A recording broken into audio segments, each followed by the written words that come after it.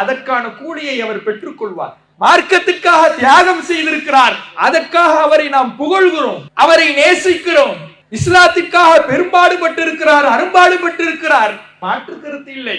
இதனால் அவருடைய சொந்த கருத்து மார்க்க ஆதாரமாக ஆகாது. இப்ராஹிம் நபியினுடைய வாழ்வு நமக்கு சான்று சொல்லுகிறார். இப்ராஹிம் நபியை விட ஒரு இறைநேசர் இந்த உலகத்தில் உண்டா? இப்ராஹிம் நபியை விட நபித்தோழர்கள் உயர்ந்தவர்களா? இப்ராஹிம் நபியை விட இமாம்கள் உயர்ந்தவர்களா? இமாம் ஷாஃபி இப்ராஹிம் நபிக்கு மேலானவரா? இமாம் அபூ ஹனீஃபா இப்ராஹிம் நபிக்கு மேலானவரா? இந்த உலகத்திலேயே மிகப்பெரிய இறைநேசர் என்றால் நபி இப்ராஹிம் அலைஹிஸ்ஸலாம் அவர்கள். வத்தஹதல்லாஹு இப்ராஹிம கலீலா, அல்லாஹ் இப்ராஹிமை தனது உற்ற தோழனாக எடுத்துக்கொண்டான் என்ற சான்றை அல்லாஹ் திருமறை குர்ஆனிலே வழங்குகிறார். அஸ்ஸலாமு அலைக்கும் வரஹ்மத்துல்லாஹி வபரகாத்துஹு. அன்பிற்கினிய சகோதர சகோதரிகளே, பெரியோர்களே, தாய்மார்களே, இறை செய்தியை இறுக பற்றிய இப்ராஹிம் நபி என்ற தலைப்பு இந்த நேரத்தில் வழங்கப்பட்டு இருக்கிறது. இதற்கான காரணம் என்னவென்றால், இன்றைக்கு இஸ்லாமிய சமுதாயத்தில் இறைவனுடைய செய்தியை மட்டும் பின்பற்றி நடக்கிற இஸ்லாத்தின் அடிப்படை கொள்கையை விட்டு வேறு பாதையிலே தவறான கொள்கைகளில் மக்கள் செல்வதை நம்மால் பார்க்க முடிகிறது. இஸ்லாமிய மார்க்கத்தின் அடிப்படை இறை செய்தி மட்டுமே என்ற கொள்கை விளக்கத்தை அறிந்து கொள்ள வேண்டும் என்பதற்காகத்தான் இந்த தலைப்பு தரப்பட்டிருக்கிறது. அல்லாஹ் ரப்புல் ஆலமீன் இந்த இஸ்லாத்தின் அடிப்படை கொள்கையாக லா இலாஹ இல்லல்லாஹ், வணக்கத்திற்குரியவன் அல்லாஹ்வை தவிர வேறு யாரும் இல்லை என்ற கலிமாவினை நமக்கு தந்திருக்கின்றான். இந்த கலிமா இஸ்லாமிய சமுதாய மக்களுக்கு மத்தியில் திக்ருகளாக, மந்திர சொல்லாக நாவழியிலே பயன்படுத்தப்படுகிறதே தவிர அனைவராலும் முழுமையாக இந்த கலிமா புரிந்து கொள்ளப்பட்டிருக்கிறதா என்றால் நிச்சயமாக இல்லை என்றுதான் சொல்ல வேண்டும். லா இலாஹ இல்லல்லாஹ் என்ற கலிமா என்பது வெறுமனே திக்ருகளாக மொழிவதற்கான வார்த்தை மட்டும் கிடையாது. இதனுடைய கருத்தை, இதனுடைய இறைவன் சொல்லுகின்ற விளக்கத்தை முழுமையாக அறிந்து கொள்ள வேண்டும் என்பதற்காகத்தான் இந்த கொள்கையை இறைவன் நமக்கு தந்திருக்கின்றான். திருமறை குர்ஆனிலே இறைவன் சொல்லுகிறான், ஃபஅலம் அன்னஹு லா இலாஹ இல்லல்லாஹ், வணக்கத்திற்குரியவன் அல்லாஹ்வை தவிர வேறு யாரும் இல்லை என்பதை, லா இலாஹ இல்லல்லாஹ் எனும் கலிமாவினை நீங்கள் புரிந்து கொள்ளுங்கள் என்று இறைவன் சொல்லி காட்டுகிறான். வணக்கத்திற்குரியவன் அல்லாஹ்வை தவிர வேறு யாரும் இல்லை என்றால் அதற்கான பொருள் என்ன? அல்லாஹுக்கு இணையாக, இறைவனுக்கு நிகராக ஒரு மனிதரையோ ஒரு பொருளையோ வைத்து வணங்குவது மட்டும்தான் லா இலாஹ இல்லல்லாஹ்வுக்கு மாற்றமான கொள்கை என்று நாம் விளங்கிக் கொள்ளக்கூடாது. அதுவும் லா இலாஹ இல்லல்லாஹ்வுக்கு மாற்றமானதுதான். அல்லாஹ்வுடைய அதிகாரத்துக்குட்பட்ட விஷயத்தில் எந்த ஒரு மனிதனையும் எந்த படைப்பினத்தையும் கூட்டாக்கிவிடக் கூடாது. அணுவளவு இறைவனுடைய அதிகாரம் மற்ற மனிதர்களுக்கு இருக்கிறது என்று கற்பனை கூட செய்துவிடக் கூடாது என்பதுதான் இந்த லா இலாஹ இல்லல்லாஹ் நமக்கு சொல்லித் தருகின்ற அடிப்படை. இதை இன்றைக்கு சரியாக புரிந்து கொள்ளாத காரணத்தினால்தான் மனிதர்களை இறைவனை போன்று பார்க்கக்கூடியவர்களாக மக்கள் இருக்கிறார்கள். முஸ்லிம்களாக இருந்து கொண்டு அல்லாஹ்வுடைய அதிகாரத்தை மனிதர்களுக்கு வழங்குபவர்களாக இருக்கிறார்கள். இறைவனுடைய அதிகாரத்திற்குட்பட்ட விஷயம் மனிதர்களுக்கும் இருக்கிறது என்று கற்பனை செய்து கொள்ளுகிறார்கள். இப்படி ஏராளமான கலிமாவிற்கு முரணான நம்பிக்கைகள், கொள்கைகள் முஸ்லிம்களுக்கு மத்தியில் அதிகமாக இருந்தாலும் இந்த தலைப்பின் கீழே நாம் பார்க்கக்கூடிய விஷயம், மார்க்கம் இயற்றும் அதிகாரம் என்பது அல்லாஹ் ஒருவனுக்கு மட்டுமே இருக்கிறது என்பதை லா இலாஹ இல்லல்லாஹ் கலிமா நமக்கு சொல்லித் தருகிறது. அல்லாஹ்வை தவிர வேறு இறைவன் இல்லை என்ற இந்த வார்த்தை, இந்த கொள்கை முழக்கம் நமக்கு சொல்லித் தருகின்ற ஒரு கருத்து, ஒரு புரிதல், ஒரு விளக்கம் என்னவென்றால், இறைவனுக்கு இருக்கின்ற மார்க்கம் இயற்றும் அதிகாரம் அவனை தவிர வேறு யாருக்கும் இல்லை. அல்லாஹ்வை தவிர யாரும் மார்க்கத்தில் சட்டம் சொல்ல முடியாது. அந்த அதிகாரத்தை இறைவன் யாருக்கும் வழங்கவில்லை என்பதை நாம் ஆழமாக புரிந்து கொள்ள வேண்டும். அல்லாஹ் அதைத்தான் தன்னுடைய திருமறை குர்ஆனிலே பேசுகிறான். இத்தபிஉ மா உன்சில இலைக்கும் மிர் ரப்பிக்கும், உங்கள் ரப்பிடமிருந்து உங்களுக்கு எந்த செய்தி அருளப்பட்டிருக்கிறதோ அதை மட்டும்தான் நீங்கள் பின்பற்ற வேண்டும். நீங்க மார்க்கம்னு ஒரு காரியத்தை செய்வதாக இருந்தால் அல்லாஹ்விடமிருந்து அருளப்பட்ட செய்தி அதற்கு ஆதாரமாக இருக்க வேண்டும். குர்ஆனில் இருக்க வேண்டும், ஹதீசுகளில் இருக்க வேண்டும். குர்ஆனும் ஹதீஸும் தான் அல்லாஹ்விடமிருந்து அருளப்பட்ட செய்தி. இந்த இரண்டில் எது உங்களுக்கு சொல்லித் தரப்பட்டிருக்கிறதோ, இந்த இரண்டில் எது உங்களுக்கு கட்டளையிடப்பட்டிருக்கிறதோ அது மட்டும்தான் மார்க்கம், அதை மட்டும்தான் நீங்கள் பின்பற்ற வேண்டும். வலா தத்தபிஉ மின் தூனிஹி அவுலியா, அல்லாஹ்வை விடுத்து வேறு பொறுப்புதாரிகளை நீங்கள் பின்பற்றாதீர்கள். மார்க்கத்துக்கு பொறுப்பாளன் அல்லாஹ் ஒருவன் தான் என்று இருக்கின்ற பொழுது, மார்க்கத்துக்கு பொறுப்பாளன் அல்லாஹ்வை தவிர வேறு யாரும் இல்லை என்கின்ற பொழுது, இந்த இஸ்லாத்துக்கு சொந்தக்காரர் அல்லாஹ் தான் என்று நீங்கள் நம்பி இருக்கின்ற பொழுது, இந்த இஸ்லாத்தில் இருக்கின்ற விஷயமாக ஒன்றை நீங்கள் பின்பற்றுவதாக இருந்தால், இந்த மார்க்கத்துக்கு சொந்தக்காரன் அல்லாஹ் எதை சொன்னாலோ அதை மட்டும் பின்பற்று. மற்றவர்கள் சொன்னதை நீங்கள் பின்பற்றுகிறீர்கள் என்றால், அல்லாஹ் சொல்லாததை மற்ற மனிதர்கள் சொல்லும் பொழுது அதையும் மார்க்க ஆதாரமாக எடுத்துக் கொள்கிறீர்கள் என்றால் அதற்கான பொருள் என்ன தெரியுமா? மார்க்கத்துக்கு பொறுப்பாளன், மார்க்கத்துக்கு சொந்தக்காரன் அல்லாஹ் மட்டும் இல்லை, நான் யாரையெல்லாம் பின்பற்றுகிறேனோ அந்த மனிதரும் தான் என்று நீங்கள் நம்புவதாக அர்த்தம். அப்படி வேறு பொறுப்புதாரிகளை நீங்கள் எடுத்துக் கொள்ளாதீர்கள். மார்க்கத்துக்கு வேறு பொறுப்பாளன் கிடையாது. அலா லில்லாஹி தீனுல் ஹாலிஸ், அறிந்து கொள்ளுங்கள், இந்த தூய மார்க்கம் அல்லாஹுக்கு மட்டுமே சொந்தமானது. இந்த மார்க்கத்துக்கு சொந்தக்காரன் அல்லாஹ்வை தவிர வேறு யாரும் இல்லை. அவன்தான் இந்த மார்க்கத்துக்கான உரிமையாளன். மார்க்கத்துக்கு உரிமையாளன் எவனோ அந்த இறைவன் தான் இந்த மார்க்கத்தில் எது நன்மை என்று சொல்ல முடியும், இந்த மார்க்கத்தில் எது தீமை என்று சொல்ல முடியும், எது கட்டாயம் என்று சொல்ல முடியும், எது சுன்னத் என்று சொல்ல முடியும், எதை செய்வது நன்மை எதை செய்வது தீமை என்று சொல்ல முடியும், ஒன்றை ஹலால் என்றும் ஹராம் என்றும் சொல்ல முடியும். இந்த அதிகாரம் அனைத்துமே இந்த மார்க்கத்துக்கு சொந்தக்காரனுடைய கையில் தான் இருக்கிறதே தவிர எந்த மனிதருக்கும் இதை நான் வழங்கவில்லை என்று இறைவன் சொல்கிறார். இந்த நம்பிக்கை இன்றைக்கு இஸ்லாமிய சமுதாயத்தில் இருக்கிறதா? அல்லாஹ்வை தவிர வேறு இறைவன் இல்லை என்று லா இலாஹ இல்லல்லாஹ் என்கின்ற கலிமாவினை முழங்குகிற நாம், அல்லாஹ்வை தவிர வேறு வணங்குவதற்கு தகுதியானவன் எந்த மனிதனும் இல்லை என்று புரிந்திருக்கின்ற நாம், அதை கலிமாவாக, விக்ருகளாக, லா இலாஹ இல்லல்லாஹ் என்று ஒரு நாளைக்கு பல முறை சொல்லுகின்ற நாம், அந்த அல்லாஹ்வுடைய அதிகாரம், மார்க்கம் ஏற்றுகின்ற அதிகாரம் வேறு எந்த மனிதருக்கும் இல்லை என்பதை இந்த இஸ்லாமிய சமுதாயம் புரிந்திருக்கிறதா?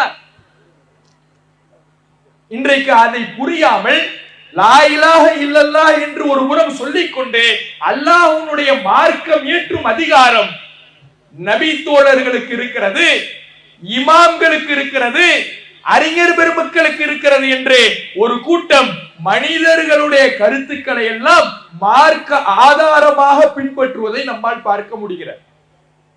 நபி தோழர்கள் சொல்வதும் மார்க்கம் தான், இமாம்கள் சொல்வதும் மார்க்கம் தான், இந்த அறிஞர் பெருமக்கள் சொல்வதும் மார்க்கம்தான். இவர்களுடைய கருத்துக்களும் மார்க்கத்தில் பின்பற்றப்பட வேண்டிய ஆதாரம் தான் என்று அதை நோக்கி இன்றைக்கு ஒரு கூட்டம் சென்று கொண்டிருக்கிறார். இவர்கள் சொல்வது எப்படி மார்க்க ஆதாரமாக அமையும்? யோசித்து பாருங்கள். நபி தோழர்கள் நபிகள் நாயகம் ஸல்லல்லாஹு அலைஹி வஸல்லம் அவர்களோடு வாழ்ந்தார்கள். இந்த மார்க்கத்துக்காக பல தியாகங்களை புரிந்தார்கள். அவர்களுடைய ஈமானோடு நம்முடைய ஈமானை ஒப்பிடவே முடியாது.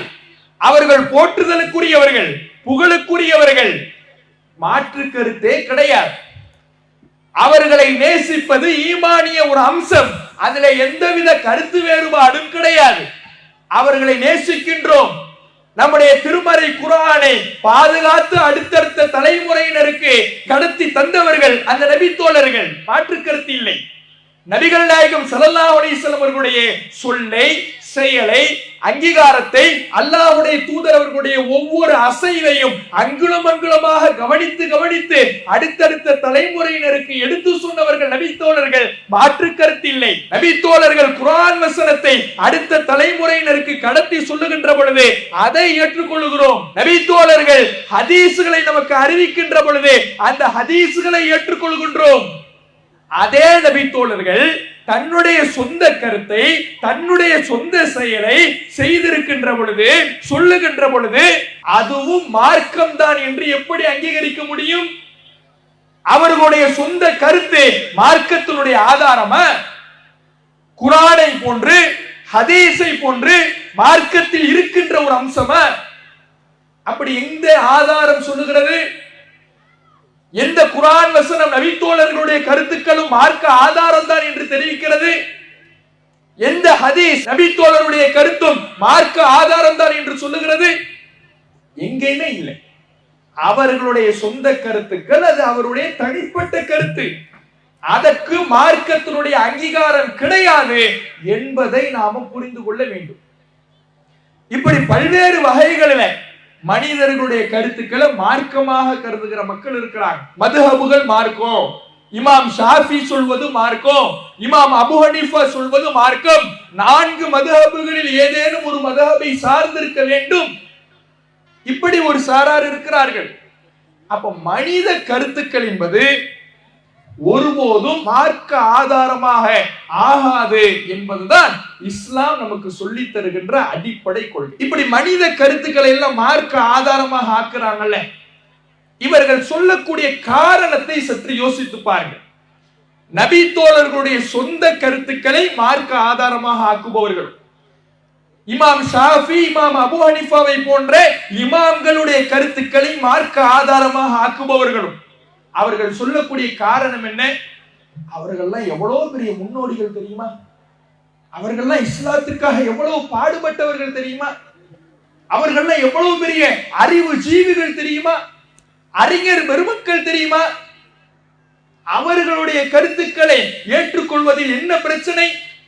காலத்தால் முந்தி இருக்கிறார்கள், நபிகள் நாயகத்தோடு நெருக்கம் பாராட்டி இருக்கிறார்கள், நபிகள் நாயகத்தோடு வாழ்ந்திருக்கிறார்கள், இஸ்லாத்துக்காக பாடுபட்டு இருக்கிறார்கள். இப்படி இருக்கக்கூடிய மக்களுடைய செய்திகளை ஏன் ஏற்றுக்கொள்ள கூடாது? அது எப்படி மார்க்க ஆதாரமாக ஆகாது என்றுதான் ஒரு சென்டிமெண்ட் தான் இவங்க ஆதாரமா வைப்பாங்க. மனித கருத்துக்களை மார்க்கமாக்குவதற்கு இஸ்லாத்துல எந்த ஒரு ஆதாரமே கிடையாது. தன்னுடைய அதிகாரத்தை மனிதனுக்கு கொடுக்கிறதுக்கு அல்ல ஆதாரத்தை அருள் இருப்பானா? குர்ஆன் வசனத்தை சொல்லி இருப்பானா? ஹதீஸ்களை சொல்லி இருப்பானா? எந்த ஆதாரமும் கிடையாது. ஆதாரம் இல்லை என்றதும் இவர்கள் சொல்லக்கூடிய மக்களை மடைமாற்றம் செய்யக்கூடிய வேலை என்னவென்றால், அவர்கள்லாம் எவ்வளவு பெரிய தியாகிகள், எவ்வளவு பெரிய இறை நேசர்கள், இதைத்தான் சொல்லுவாங்க. இதற்குத்தான் நபி இப்ராஹிம் அலைஹிஸ்ஸலாம் அவர்களுடைய வாழ்வு நமக்கு சான்றாக இருக்கிறது. எவ்வளவு பெரிய இறை நேசராக இருந்தாலும், இறை தூதராகவே இருந்தாலும், அறிவு ஜீவியாகவே இருந்தாலும், அவருடைய சொந்த கருத்து மார்க்க ஆதாரமாக ஆகாது. இறை நேசர், அதற்கான கூலியை அவர் பெற்றுக் கொள்வார். மார்க்கத்துக்காக தியாகம் செய்திருக்கிறார், அதற்காக அவரை நாம் புகழ்கிறோம், அவரை நேசிக்கிறோம். இஸ்லாத்திற்காக பெரும்பாடுபட்டு இருக்கிறார், அரும்பாடுபட்டு இருக்கிறார், மாற்று கருத்து இல்லை. இதனால் அவருடைய சொந்த கருத்து மார்க்க ஆதாரமாக ஆகாது. இப்ராஹிம் நபியினுடைய வாழ்வு நமக்கு சான்று சொல்கிறார். இப்ராஹிம் நபியை விட ஒரு இறைநேசர் இந்த உலகத்தில் உண்டா? இப்ராஹிம் நபியை விட நபித்தோழர்கள் உயர்ந்தவர்களா? இப்ராஹிம் நபியை விட இமாம்கள் உயர்ந்தவர்களா? இமாம் ஷாஃபி இப்ராஹிம் நபிக்கு மேலானவரா? இமாம் அபூ ஹனீஃபா இப்ராஹிம் நபிக்கு மேலானவரா? இந்த உலகத்திலேயே மிகப்பெரிய இறைநேசர் என்றால் நபி இப்ராஹிம் அலைஹிஸ்ஸலாம் அவர்கள். வத்தஹதல்லாஹு இப்ராஹிம கலீலா, அல்லாஹ் இப்ராஹிமை தனது உற்ற தோழனாக எடுத்துக்கொண்டான் என்ற சான்றை அல்லாஹ் திருமறை குர்ஆனிலே வழங்குகிறார். எவ்வளவு பெரிய கிருபை, எவ்வளவு பெரிய இறைநேசம்! அல்லாஹ் ஒரு மனிதரை உற்ற தோழனாக எடுத்துக்கொண்டான் என்றால் அது இப்ராஹிம் நபி அவர்கள். இறைவனுக்காக தன்னுடைய வாழ்நாள் முழுவதும் தியாகங்களை மேற்கொண்டு இஸ்லாத்துக்காக அரும்பாடுபட்டவர். அப்படிப்பட்ட இப்ராஹிம் நபிக்கு கூட இந்த மார்க்கத்துல சுயமாக ஒரு கருத்தை சொல்வதற்கு அதிகாரம் இல்லை என்கிறது இஸ்லாம். நபி இப்ராஹிம் அலைஹிஸ்ஸலாம் அவர்கள் இறைவனுடைய கட்டளையின் பேரில காபாவை கட்டுகிறார்கள். எல்லோருக்கும் தெரியும். இப்ராஹிம் நபிக்கு இறைவன் கட்டளை போடுகிறார். தன்னுடைய மகன் இஸ்மாயில் அலைஹிஸ்ஸலாம் அவர்களோடு சேர்ந்து காபாவை கட்டி அமைக்கிறார். கட்டி அமைத்த உடனே அவர் அல்லாஹ்விடத்துல கையேந்துகிறார். என்ன கையேந்துறார் தெரியுமா? இறைவா, உன் கட்டளையின் பேரில பள்ளிவாசலை கட்டிட்டேன். பள்ளிவாசல் எதற்காக? வணங்குவதற்காக. காபாங்கிறது பள்ளிவாசல் தானே. அந்த பள்ளிவாசல் எதற்காக? வணக்க வழிபாடுகளை நிறைவேற்றுவதற்காக. பள்ளிவாசலை கட்டிட்டேன், நீ சொன்ன செஞ்சு முடிச்சிட்ட. இந்த பள்ளிவாசல்ல போய் வணங்கணுமே, எப்படி வணங்குறது? நான் ஒரு நபி, நான் ஒரு இறைநேசரு, அரும்பாடுபட்டு இருக்கிறேன், இந்த இஸ்லாத்துக்காக உழைத்து இருக்கிறேன், நான் ஏன் இஷ்டத்துக்கு வணங்குறேன், முடிவெடுக்கல. அல்லாஹ்விடத்துல கையேந்துறாரு. அரினா மனாசிக்கனா, எங்கள் இறைவா, நான் உன்னை எப்படி வணங்கணும்ங்கிற வணக்க வழிபாட்டு முறைகளை எங்களுக்கு கற்றுத்தாரப்பே. அல்லாஹ்விடத்துல கையேந்துறார். தானாக முடிவெடுத்தாரா? நான் சொல்வது மார்க்கம் என்று மக்களுக்கு போதித்தாரா? காபாவை கட்டியமைத்தது நான், இறை கட்டளையை பிரதிபலித்தது நான், இறை நேசன் நான், இறைவனுடைய உற்ற நண்பன் நான். நான் சொல்வது வழிதான் நீங்கள் நடக்க வேண்டும் என்று இறை அதிகாரத்தை தன்னுடைய கையில் இப்ராஹிம் நபி எடுக்கவில்லை. அல்லாஹ்வுடைய கட்டளையை எதிர்பார்க்கிறார். இறைவா, பள்ளிவாசலை கட்டிட்டேன், இந்த மார்க்கத்தில் நான் உன்னை வணங்கணுமே, இந்த பள்ளிவாசல்ல வணக்க வழிபாடு செய்யணுமே, எப்படி வணங்குறது? நீ சொல்லித்தாரப்பே என்று அல்லாஹ்வுடைய இறை செய்தியை இறுக பற்றினாரே இப்ராஹிம் நபி. அவரை விட சிறந்தவர்களான நபி தோழர்கள். இப்ராஹிம் நபியுடைய சொந்த கருத்தே மார்க்க ஆதாரம் ஆகாது என்றால் நபி தோழர்களுடைய சொந்த கருத்துக்களும் சொந்த செயல்களும் மார்க்க ஆதாரமாக ஆகிவிடுமா? இமாம் ஷாஃபி தன்னுடைய சிந்தனையில் உதித்த கருத்துக்களை சொல்லுகின்ற பொழுது அது மார்க்க ஆதாரமாக ஆகிவிடுமா? இமாம் அபூ ஹனீஃபா சொல்வது மார்க்க ஆதாரமாக ஆகிவிடுமா? அவர்கள் எல்லாம் இப்ராஹிம் நபிக்கு மேலானவர்களா? யோசித்து பாருங்கள். இறை நேசம் என்பது இறை அதிகாரத்தை பெற்று தந்து விடார். இறை நேசர் மாற்று கருத்து இல்ல, ஈமானில் சிறந்தவர் மாற்று கருத்து இல்ல. அதற்காக அல்லாஹ்வுடைய மார்க்கம் ஏற்றும் அதிகாரத்தை தன் இப்ராஹிம் நபிக்கு அல்லாஹ் கொடுத்தானா? இல்லையே. நபி ஆதம் அலைஹிஸ்ஸலாம் அவர்கள் எவ்வளவு பெரிய புத்திசாலி! அவருக்கு கொடுக்கப்பட்ட அறிவு யாருக்கும் கொடுக்கப்படல. அல்லம ஆதம அஸ்மாஅ குல்லஹா, ஆதமுக்கு எல்லா பெயர்களையும் அல்லாஹ் கற்றுக் கொடுத்தான். அவ்வளவு பெரிய அதிபுத்திசாலி ஆதம் நபி அவர்கள். அறிவு ஜீவிதான், உலகத்திலேயே மிகப்பெரிய புத்திசாலி தான்.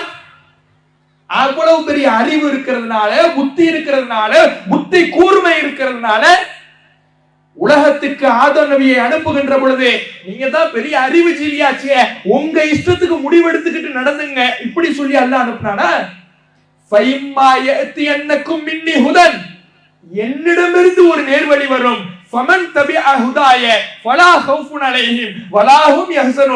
என் நேர்வழியை யார் பின்பற்றுகிறாரோ அவர்தான் மறுமையில் அச்சமின்றி கவலையின்றி இருப்பார் என்று அல்லாஹ் குர்ஆனிலே சொல்கிறார். அறிவு ஜீவியாக இருக்கின்ற உலகத்தின் அதிபுத்திசாலியாக இருக்கின்ற ஆதம் நபியாக இருந்தாலும் கூட உலகத்துக்கு வரும் பொழுது அல்லாஹ்வுடைய கட்டளையை தான் எதிர்பார்க்கணும். மார்க்கம்னு செய்யறதாக இருந்தா, வணக்க வழிபாடு என்றால், மார்க்கத்தில் ஹலால் ஹராம் என்றால், மார்க்கத்தினுடைய சட்டங்கள் என்றால், மார்க்க புரிதல்கள் என்றால் இறைவனுடைய வகைப்படி தான் செயல்பட வேண்டுமே தவிர உங்கள் அறிவுபடி அல்ல. இறைவன் ஆதம் நபிக்கு சொல்லுகிறார். நபிமார்களாக இருந்தாலும் மார்க்கத்தில் சொந்த கருத்தை சொல்வதற்கு அதிகாரம் கிடையாது. நபிகள் நாயகம் ஸல்லல்லாஹு அலைஹி வஸல்லம் அவர்கள் தன்னை பற்றிய மக்களுக்கு தெரியப்படுத்துகிறார்கள். அல்லாஹ்வுடைய தூதர் அவர்கள் மதீனாவுக்கு வந்த ஆரம்ப காலம், மக்காவில் தன்னுடைய 53 ஆண்டுகளை கழித்த அல்லாஹ்வுடைய தூதர் அவர்கள் மதீனாவுக்கு வந்த உடன் மதீனாவினுடைய கலாச்சாரங்கள், மதீனாவினுடைய விவசாய முறைகள் நபிகள் நாயகம் ஸல்லல்லாஹு அலைஹி வஸல்லம் அவர்களுக்கு தெரியவில்லை. மதீனாவுல ஆண் பேரித்த மரத்தையும் பெண் பேரித்த மரத்தையும் மகரந்த சேர்க்கையின் மூலமாக சேர்க்கை செய்து அதிகமான பேரித்தம்பழ விவசாயத்தை செய்து கொண்டிருந்தார்கள் நபித்தோழர்கள். இதை பார்த்த அல்லாஹ்வுடைய தூதர் அவர்கள், ஏன் இப்படிலாம் செய்றீங்க, இதை விட்டுடலாமே அப்படின்னு சொல்லிட்டு ரசூலுல்லாஹ் போயிட்டாங்க. நபிகள் நாயகம் சொல்லுகிறார்கள் என்றால் நபித்தோழர்கள் என்ன நினைப்பாங்க, மார்க்கத்தில் இந்த விவசாய முறை ஹராமாக்கப்பட்டுடுச்சு போல இப்படிதான் நினைக்கிறாங்க. அந்த விவசாய முறையையே விட்டுடுறாங்க. அந்த ஆண்டு விவசாயத்தின் மூலமாக கிடைக்கின்ற மகசூல், பேரித்தம்பழ விளைச்சல் ரொம்ப குறைஞ்சிடுச்சு. அதை விட்டுடுங்கன்னு சொன்ன நபிகள் நாயகமே நபித்தோழர்களிடம் கேட்கிறார்கள், ஏன் விளைச்சல் குறைந்தது? நபித்தோழர்கள் சொல்றாங்க, நீங்க தானே ரசூலுல்லாஹ் சொன்னீங்க, இப்படி விவசாயம் பண்ண வேணான்னு நீங்க தானே தடுத்தீங்க, அதனாலதான் விட்டோம், விளைச்சல் குறைஞ்சிடுச்சு. ரசூலுல்லாஹ் தெளிவுபடுத்துறாங்க, இன்னமா அன பஷரும் மிஸ்லுக்கும், நான் உங்களை போன்ற ஒரு மனிதன் தான். என்னுடைய சிந்தனையின் அடிப்படையிலே, என்னுடைய சுய கருத்தின் அடிப்படையிலே ஒரு விஷயத்தை நான் சொல்வேன் என்றால் அதை ஏற்றுக்கொள்வது கட்டாயம் உங்களுக்கு கிடையாது. இந்த உலகத்துல அது நல்லதா இருக்குதான்னு பாருங்க, சரியா இருக்குதா நீங்க முடிவு செய்யுங்க. அது சரியா தவறான்னு முடிவு செய்வது உங்களுடைய அறிவுக்குட்பட்டது. ஏன்னா நான் மார்க்கத்தை சொல்லல, ஏன் சிந்தனையை சொன்னேன். ஏன் சிந்தனையின் அடிப்படையில் ஒன்றை சொன்னேன் என்றால் அதை ஏற்றுக்கொள்வது கட்டாயம் அல்ல. இன்கான மின் அம்ரி தீனிக்கும், உங்களுடைய மார்க்க விவகாரமாக நான் ஒன்றை சொல்வேன் என்றால், அல்லாஹ்விடமிருந்துள்ள வஹீயின் அடிப்படையிலே பேசுவேன் என்றால் அதை என்னிடமிருந்து மட்டும்தான் நீங்கள் எடுக்க வேண்டும், அதிலே நீங்கள் மாற்று கருத்து கொள்ளக்கூடாது என்று தன்னுடைய வாழ்க்கையை இரண்டாக பிரித்து நபிகள் நாயகம் தெளிவுபடுத்துகிறார்கள். நான் இறை தூதர் தான், நான் சாதாரண மனிதனும் கூட. இறை தூதர் என்கின்ற அடிப்படையிலே இறைவனிடமிருந்து பெற்ற செய்திகளை சொல்லும் பொழுது அதில் மாற்று கருத்து தெரிவிக்காமல் ஏற்றுக்கொள்ள வேண்டும். மனிதன் என்கின்ற அடிப்படையிலே ஒரு காரியத்தை, ஒரு சொல்லை சொல்லுகின்ற பொழுது ஏற்றுக்கொள்ள வேண்டிய அவசியம் அல்ல. மனித கருத்துக்களை மார்க்கமாக பின்பற்றக்கூடியவர்கள், நபித்தோழர்களுடைய சொந்த கருத்துக்கள் மார்க்கம், நபித்தோழர்களுடைய சொந்த செயல்கள் மார்க்கம், இமாம்களுடைய சொந்த செயல்கள் மார்க்கம், இமாம்களுடைய சொந்த கருத்துக்கள் மார்க்கம் என்று சொல்லக்கூடியவர்கள், அவர்கள் எப்படிப்பட்டவர்கள் தெரியுமா என்று அவர்களுடைய புகழ் பாடக்கூடியவர்கள். நபி ஸல்லல்லாஹு அலைஹி வஸல்லம் அவர்களுடைய இந்த வார்த்தையை சிந்திக்க வேண்டாம். நபிகள் நாயகத்தை விட இறை செய்திக்கு நெருக்கமானவர் யாராவது உண்டா? இறைவனுக்கு நெருக்கமானவர் யாராவது உண்டா? இறை செய்தியை நேரடியாக பெற்ற அல்லாஹ்வுடைய தூதர் அவர்களே, நான் என் சொந்த கருத்துல சொன்னா அதை ஏத்துக்கணும்னு அவசியம் இல்லைங்கிறாங்கன்னா, இறை செய்திக்கு எந்த சம்பந்தமும் இல்லாத நபித்தோழர்களுடைய சொந்த கருத்து எப்படி மார்க்கமாகும்? இமாம்களுடைய சொந்த கருத்து எப்படி மார்க்கமாகும்? மதுஹப் எப்படி மார்க்கமாகும்? இமாம் ஷாஃபி எப்படி மார்க்கமாவாரு? இமாம் அபூ ஹனீஃபா எப்படி மார்க்க ஆதாரமாவாரு? யோசித்து பாருங்கள். இதுல வேடிக்கை என்னவென்றால், 4 மதுஹபுகளில் ஏதேனும் ஒன்றை சார்ந்திருந்தால் தான் நீ முஸ்லீம் என்று பிரச்சாரம் 80களிலே 90களிலே தலைவிரித்து ஆடிக்கொண்டிருந்த பொழுது அதை வழிகேடு என்று பிரச்சாரம் செய்தவர்கள், அது இஸ்லாத்தின் அடிப்படைக்கு முரணானது என்று பிரச்சாரம் செய்தவர்கள், நீ ஷாஃபி நீ ஹனஃபி என்று பிரிந்து கிடப்பது இஸ்லாத்தின் அடிப்படை கொள்கைக்கு முரணானது, தூதுத்துவ கொள்கையை மறுக்கக்கூடிய செயல். நபிகள் நாயகத்துக்கு மட்டும்தான் வஹி மட்டும்தான் மார்க்க ஆதாரம் என்ற இஸ்லாத்தின் அடிப்படைக்கு எதிரான கொள்கை என்று பிரச்சாரம் செய்தவர்கள் இன்றைக்கு எங்க போய் நிக்கிறாங்க தெரியுமா? யோசிச்சு பாருங்க.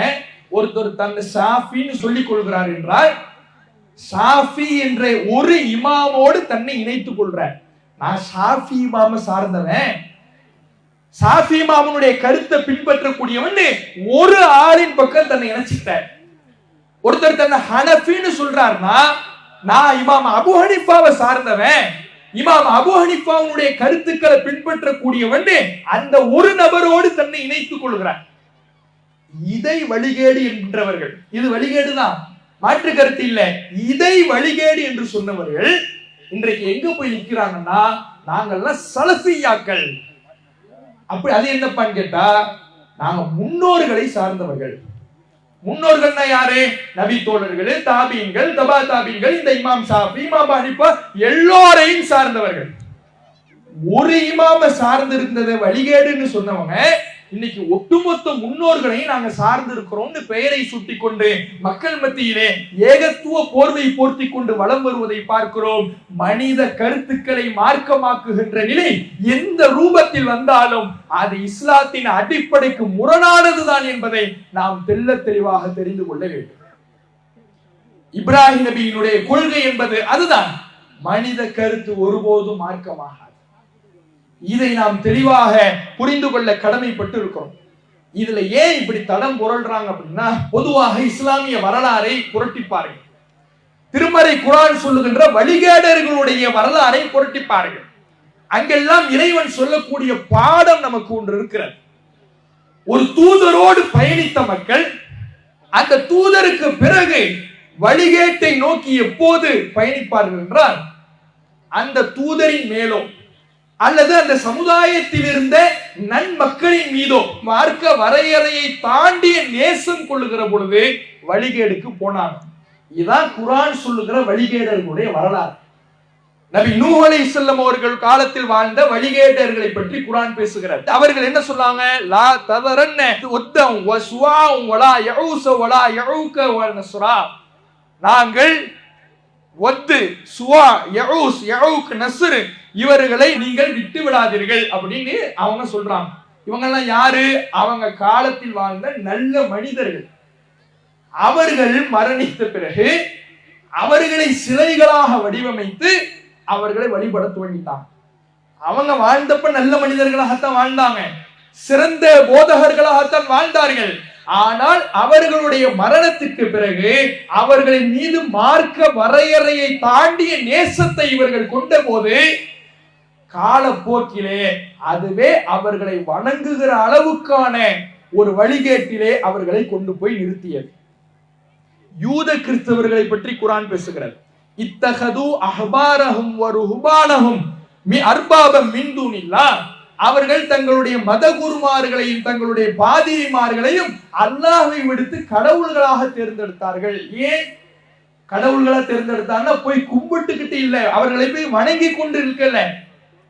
பாதிரி சொன்னார்னா ஹலால் தான், பாதிரி உன்னை ஹராம்னு சொன்னார்னா ஹராம் தான், மதகுரு உன்னை ஹராம்னு சொன்னார்னா ஹராம் தான், மதகுரு உன்னை ஹலால்னு சொன்னார்னா ஹலால் தான் என்று அவர்களை கண்மூடி பின்பற்றுவதன் மூலமாக இறைவனுக்கு இருக்கின்ற மார்க்கம் ஏற்றும் அதிகாரத்தை மனிதர்களுக்கு வழங்கியதினால் அவர்கள் வழிகேட்டுக்கு போனார்கள் என்று குர்ஆன் பேசுது. ஏன்? அவ்வளவு மார்க்க வரையறையை தாண்டிய நம்பிக்கை, மார்க்க வரையறையை தாண்டிய நேசம்.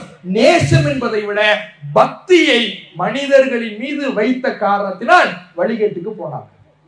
நபி ஈசா அலைஹிஸ்ஸலாம் அவர்களை பின்பற்றியவர்கள், ஈசா அலைஹிஸ்ஸலாம் அவர்கள் இருக்கின்றவரை அவரை நபி என்று நம்பியவர்கள், அவர்கள் சென்ற பிறகு, அவர்கள் இறைவனால் உயர்த்தப்பட்ட பிறகு அவர்களின் மீதுள்ள அளவு கடந்த பக்தியின் காரணத்தினாலேயே அவர்களை இறை மகன் என்றார்கள். உசைர் என்கின்ற ஒரு நல்லடியாரை, அவர் இருக்கின்றவரை அவர் நல்ல மனிதராகத்தான் வாழ்ந்தாரு. அவருடைய மௌத்துக்கு பின்னாடி அவர் மீது பக்தி கொண்டதுனால அவர் அல்லாஹ்வுடைய மகன் சொல்லி வழிகேட்டுக்கு போனார். இப்படி வழிகேடர்களுடைய வரலாறை பார்த்தீர்கள் என்றால், ஒரு மனிதரின் மீது எவ்வளவு நேசம் வைக்கணுமோ அவ்வளவுதான் நேசம் வைக்கணும். அதை தாண்டி மார்க்க வரையறையை தாண்டி பக்தி கொள்ளுகிற பொழுது இறை அதிகாரத்தோடு அந்த மனிதர்களை கூட்டாக்கி வழிகேட்டுக்கு சென்றார்கள் என்பதுதான் குர்ஆன் சொல்லுகின்ற வழிகேடர்களுடைய வரலாறு. இன்றைக்கு நபித்தோழர்கள் விஷயத்துல இதான் நடக்குது, இமாம்கள் விஷயத்துல இதான் நடக்குது. நபித்தோழர்களை நேசிக்கணும் தான், மாற்று கருத்து இல்ல. நபித்தோழர்கள் புகழுக்குரியவர்கள் தான், மாற்று கருத்து இல்ல. அதுக்கு என்ன வரையறை, அதுக்கு என்ன மார்க்கம் சொல்லுகிற எல்லை என்ன, அதை பார்க்கணும்ல. அந்த எல்லையை தாண்டி அதிக பக்தி கொண்ட காரணத்தினால் அந்த நபித்தோழர்கள் சொல்லுகின்ற சொற்கள் மார்க்க ஆதாரம், அந்த நபித்தோழர்கள் செய்த செயல்கள் மார்க்க ஆதாரம் என்று சொல்லுகிறார்கள். நபித்தோழர்கள் ரசூலுல்லாஹ் அப்படி சொன்னாங்கன்னா மார்க்க ஆதாரம், நபித்தோழர்கள் ரசூலுல்லாஹ் இப்படி செஞ்சாங்கன்னா மார்க்க ஆதாரம். ஏன்னா அது வஹி, ரசூலுல்லாஹ்வுடைய செய்தியை சொல்றாங்க. நான் அந்த நபித்தோழர் தன்னுடைய கருத்தை சொல்லும் பொழுது அது எப்படி மார்க்க ஆதாரமா? யோசிச்சு பாருங்க.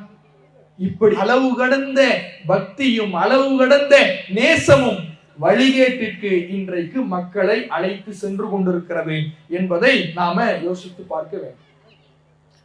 அல்லாஹ் இதனாலதான் கேட்கிறான் குர்ஆனில, அம்லஹும் ஷுரக்கா, அவர்களுக்கு இணை கடவுள்கள் இருக்கிறார்களா?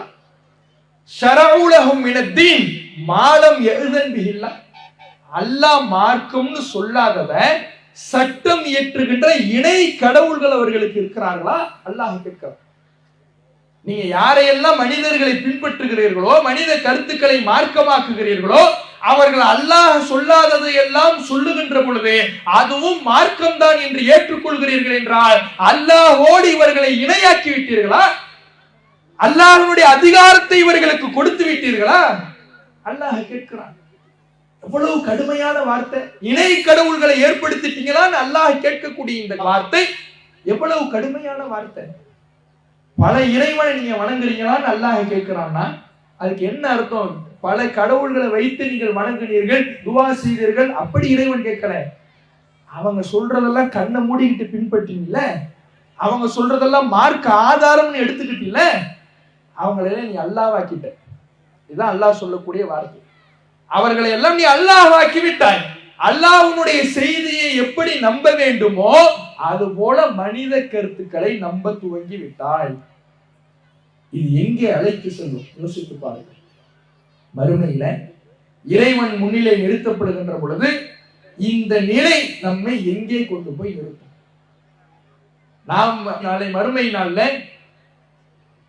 வழிகேட்டில நரகத்தில விழுந்தவர்கள் அவர்கள் சொல்லக்கூடிய புலம்பல்கள் எல்லாம் குர்ஆனிலே இறைவன் பதிவு செய்கிறான். அதிலே அதிகமான புலம்பல் என்னன்னா, முன்னோர்களை கை காட்டுவாங்க. எங்க முன்னோர்கள் சொன்னதை தான் நாங்க செஞ்சோம், எங்க மூதாதையர்கள் சொன்னதை தான் நாங்க செஞ்சோம், எங்கள் பெரியார்கள் சொன்னதைத்தான் நாங்க செஞ்சோம், அவங்க சொன்னதுனாலதான் நாங்க இந்த செயல்களை செய்தோம் என்று அவர்கள் கை காட்டுவார்கள். இதைத்தான் குர்ஆன் சொல்லுகிறது. நாங்கள் அல்லாஹுக்கும் அல்லாஹ்வுடைய தூதருக்கும் கட்டுப்பட்டு இருக்க வேண்டுமே. அவர்கள் புலம்புவார்கள், நாங்க உலகத்துல வாழ்ந்தப்ப அல்லாஹுக்கு மட்டும் கட்டுப்பட்டு இருக்கணும், அல்லாஹ்வுடைய தூதருக்கு மட்டும் கட்டுப்பட்டு இருக்கணும். அப்படி இல்லாம இன்னா தஅனா சாதத்தனா வ குப்ரானா, எங்களுடைய தலைவர்களுக்கு கட்டுப்பட்டோம், எங்களுடைய மூதாதையர்களுக்கு கட்டுப்பட்டோம், வழி கெடுக்கப்பட்டு இன்றைக்கு நரக படுகொலியிலே விழுந்து கிடக்கிறோம் என்று நரகவாதிகளுடைய புலம்பலை அல்லாஹ் பதிவு செய்கிறார். குர்ஆன் ஹதீஸ் மட்டும்தான் மார்க்கத்தினுடைய ஆதாரம். நாம் எதை செய்வதாக இருந்தாலும் அது குர்ஆனில் இருக்குதா பார்க்கணும், ஹதீஸில் இருக்குதா பார்க்கணும்.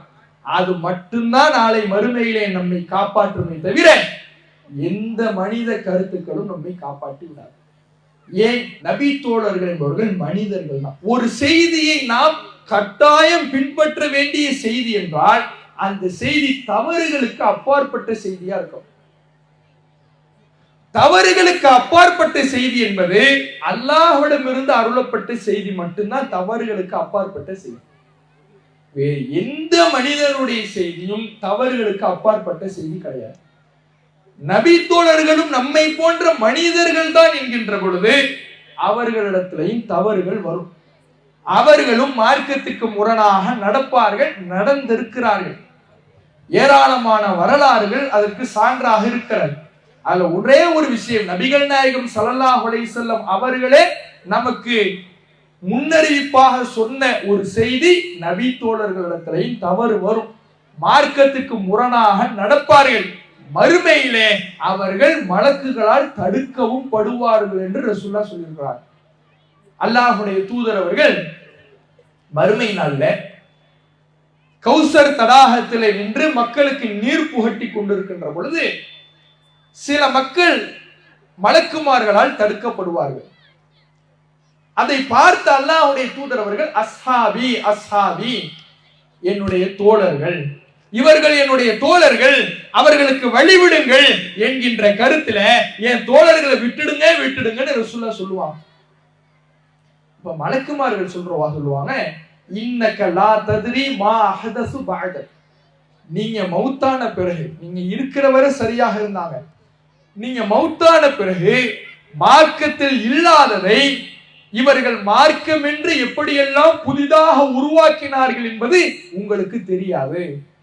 நீங்க இருக்கிறவரை சரியா இருந்தாங்க, நீங்க மௌத்தான பிறகு மார்க்கத்துல இல்லாத காரியத்தை எல்லாம், குர்ஆன் ஹதீஸ் சொல்லாத காரியத்தை எல்லாம் மார்க்கத்தின் பெயரால் இவர்கள் புதிதாக உண்டாக்குனது உங்களுக்கு தெரியாது. இதனால் இவர்களுக்கு இந்த கௌசர் தடாகத்திலே நீர் கிடையாது என்று வானவர்களால் தடுக்கப்படுவார்கள். அப்ப ரசூலுல்லாஹ் சொல்லுவாங்க, சுஹ்கன் சுஹ்கன், இவங்க தூரமாகட்டும், போகட்டும் போகட்டும், இவங்க என்கிட்ட வர வேணாம், எனக்கு பிறகு மார்க்கத்தை மாற்றியவர்கள் என் அருகில் வர வேண்டாம், தூரமாக தொலைந்து போகட்டும் என்று அல்லாஹ்வுடைய தூதர் அவர்களே அந்த நபி தோழர்களை விரட்டுவார்கள் என்று ரசூலுல்லாஹ்வே நமக்கு முன்னறிவிப்பா செய்யலாம். அப்ப நபி தோழர்கள் என்பவர்கள் தவறுகளுக்கு அப்பாற்பட்டவர்கள் கிடையாது, தியாகிகள் தான், ஈமானில் சிறந்தவர்கள் தான், இறைவனுடைய மன்னிப்பை பெறக்கூடியவர்கள் தான், சுவனத்துக்கு நன்மாராயம் சொல்லப்பட்டவர்களும் இருக்கிறார்கள். ஆனால் மார்க்கத்தின் பெயரால் மார்க்கத்தில் இல்லாத காரியத்தை செய்தவர்களும் அவர்களில் இருப்பார்கள், அவர்கள் மறுமையிலே தடுக்கப்படுவார்கள் என்று ரசூலுல்லாஹ் சொல்லியிருக்கும் பொழுது, இத்தகைய நிலையில இருக்கக்கூடியவர்களுடைய செய்தி எப்படி மார்க்க ஆதாரமாகும்? இந்த நபித்தோழர்கள் யாரு நமக்கு தெரியுமா? எந்தெந்த நபித்தோழர் மறுமையில தடுக்கப்படுவாரு, யாரெல்லாம் மார்க்கத்தின் பெயரால் இல்லாததை செஞ்சிருக்கிறாரு, யாரெல்லாம் அல்லாஹ்விடத்தில் நஷ்டத்தை சந்திப்பாரு, யாருக்கு தெரியும்? பெயர் பட்டியலை வாசிக்க முடியுமா? ஒண்ணும் முடியாது. அப்ப நபி தோழர்கள் என்பவர்கள் நம்மை போன்ற மனிதர்கள் தான் என்கின்ற பொழுது அவர்களிடத்தில் தவறுகளும் வரும், அவர்களும் மார்க்கத்திற்கு புறம்பாக நடப்பார்கள் என்கின்ற பொழுது அவர்களுடைய செய்தி ஒருபோதும் மார்க்க ஆதாரமாக ஆகாது. மார்க்க ஆதாரம் என்பது தவறுகளுக்கு அப்பாற்பட்ட மார்க்கத்துக்கு உரிமையாளரான அல்லாஹ்விடமிருந்து வந்த செய்தி மட்டும்தான். அப்ப இதுதான் இஸ்லாத்தினுடைய அடிப்படை. இந்த அடிப்படையை இன்றைக்கு சரியாக புரியாததன் விளைவாகத்தான் இறை செய்திக்கு மாற்றமாக மனித கருத்துக்களை மார்க்கமாக பின்பற்றி கொண்டு இன்றைக்கு சிலர் செல்வதை நம்மால் பார்க்க முடிகிறது. இவ்வளவும் நம்ம சொன்னோம்ல, இப்படி சொல்லும் பொழுது இது இஸ்லாத்தின் அடிப்படையை சொல்லி இருக்கிறோம், ஒவ்வொன்றுக்கும் ஆதாரத்தை முன்வைத்திருக்கிறோம். நபி தோழர்களிடத்திலும் தவறுகள் வரும் என்பதை எடுத்துரைத்திருக்கிறோம். தவறுகள் இருக்கக்கூடிய செய்தி மார்க்க ஆதாரம் ஆகாது என்பதை சொல்லியிருக்கிறோம். இதையெல்லாம் சொல்லும் பொழுது ஆதாரபூர்வமாக பதிலளிக்க முடியாதவர்கள் என்ன சொல்லுவாங்க தெரியுமா? இவங்க நபி தோழர்களை திட்டுறாங்க அப்படிம்பாங்க. நம்ம நபி தோழர்களை திட்டணுமா? இங்க எங்கேயாவது நபி தோழர்களை சபிச்சோமா? நபி தோழர்களை வெறுக்கின்ற வகையில ஏதாவது பேசணுமா? எதுவுமே இல்லை.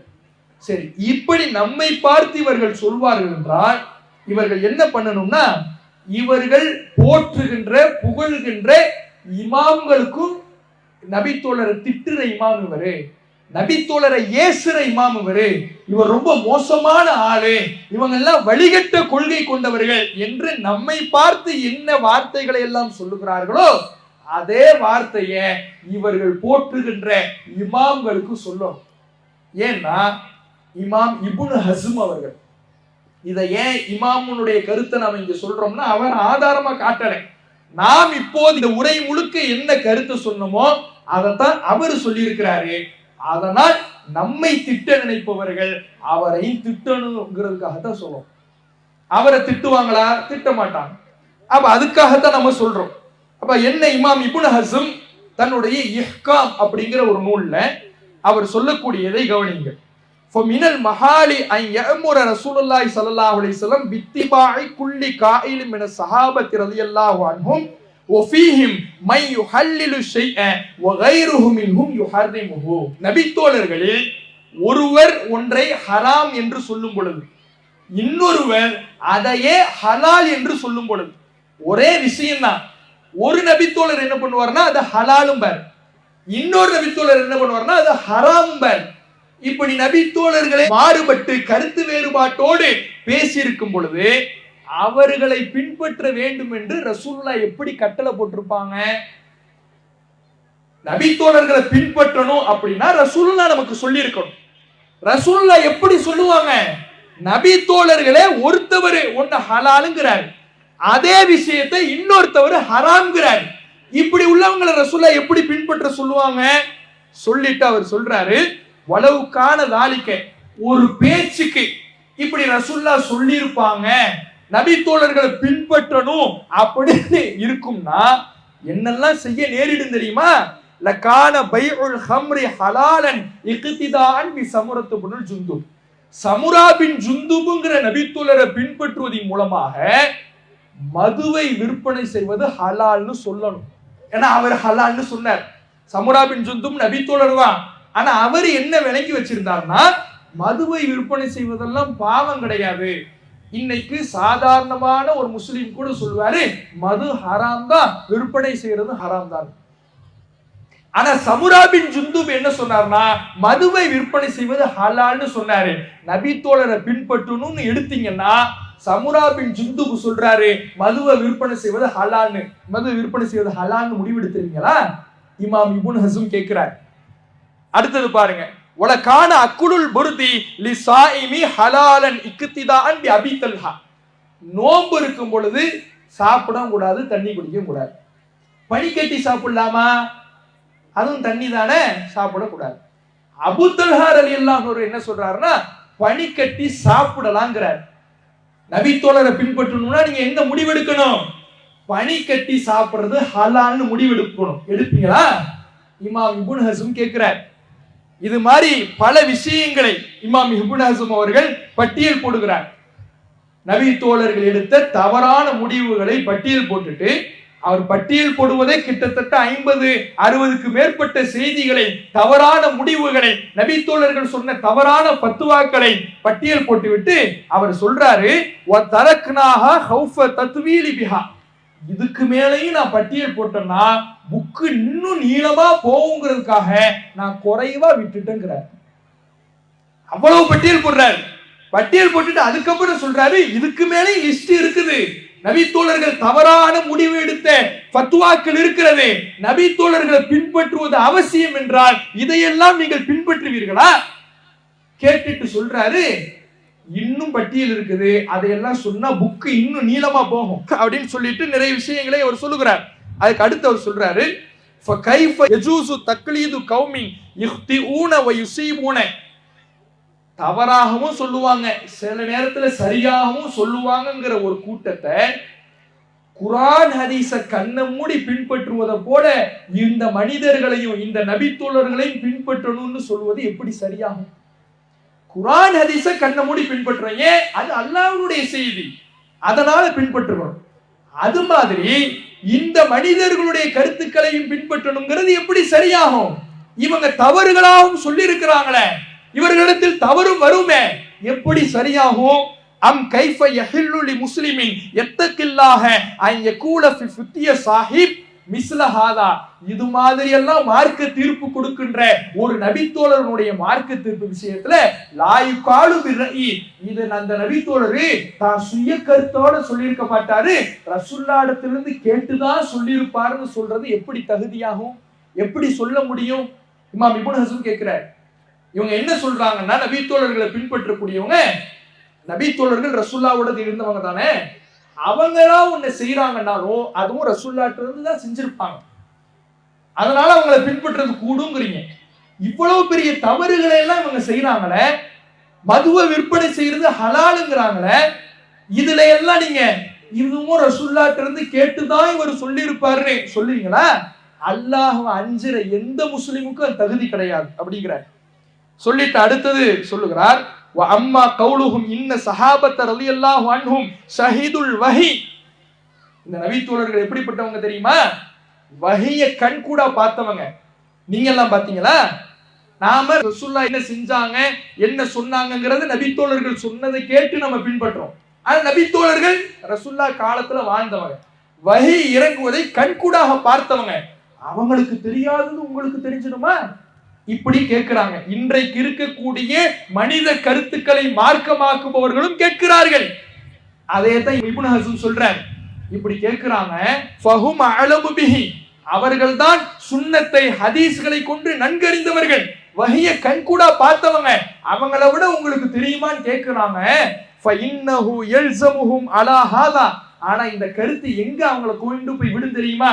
இப்படியே கேட்டாங்கன்னா அன்ன தாபியீன்கள் வஹியை கண்கூடாக பார்த்த நபி தோழர்களை கண்கூடாக பார்த்தவர்கள், அதனால் தாபீன்களை பின்பற்றணும்.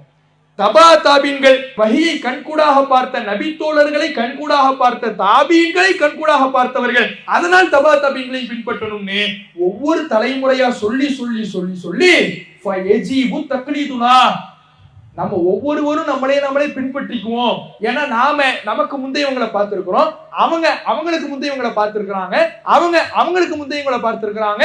இப்படியே போனா அந்த நபி தோழர்கள் ரசூலுல்லாஹ்வை அப்படியே கண்கூடா பார்த்திருக்கிறாங்கன்னு சொல்லி எல்லாமே நாமளே பின்பற்றணும்னு சொல்லிடுவீங்க போலயே.